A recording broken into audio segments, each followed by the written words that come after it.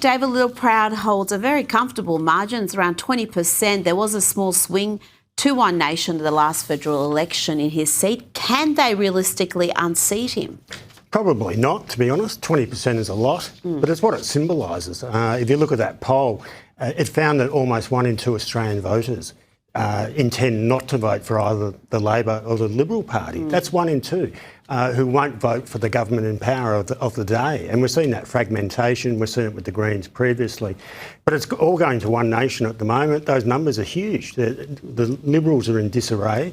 And it's part of an international trend as well. If you look at Britain, you see all those conservative defections to reform. I mean, there is a real right-leaning push.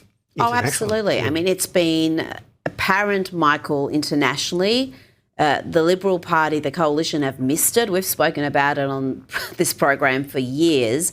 The fact that there are so many people in this country who feel they're not properly represented. And I think the Tories found that out in the UK. The Libs learnt zero lessons. If they remain weak and directionless, could you see One Nation gaining even greater popularity, perhaps snatching a few more national MPs, and down the track, possibly a coalition between One Nation and the Nationals? I think it's more likely that One Nation's influence will grow in the Senate. I'm not sure because of our preference system that we're going to see One Nation win that many lower house seats, although I think they will win some. The most significant thing about this news poll and the Channel 9 poll is that it shows if you combine the One Nation and Liberal National Party vote, that they've gone up several percent and that the government is unpopular. So I still think Albo, with his 95-seat majority, is likely to win, but he might get a big shock with a very big swing at the next election. And Rita, the real thing to look for is One Nation having the swing factor in the Senate. I could see them getting as many as 10 or maybe 12 senators.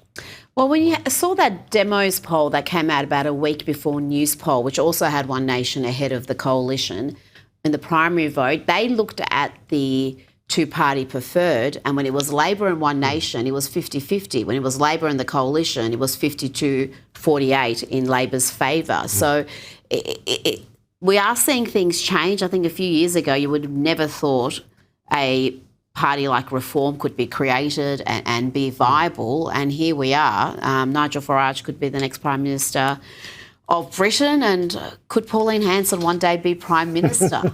Wow. That's a big ask. Well, I mean, she's in the Senate, but yes. I could see her having a majority in the Senate and determining Australian policy, like the Greens do with Labor. You know, they could easily have 10 or 12 senators and say to the Liberal National Party, well, you have to go more rightwards.